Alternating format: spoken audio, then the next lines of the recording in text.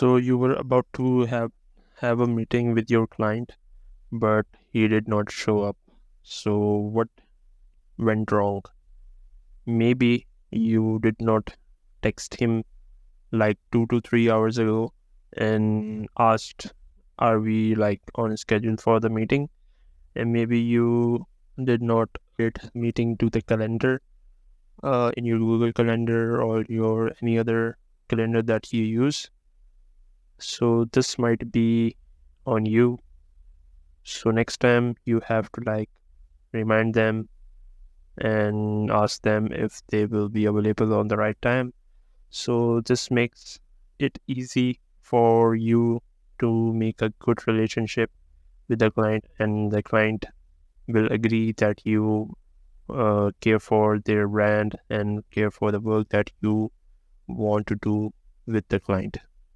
So I hope this makes sense and it helps you in any way. If it does, just please like this video. Thank you.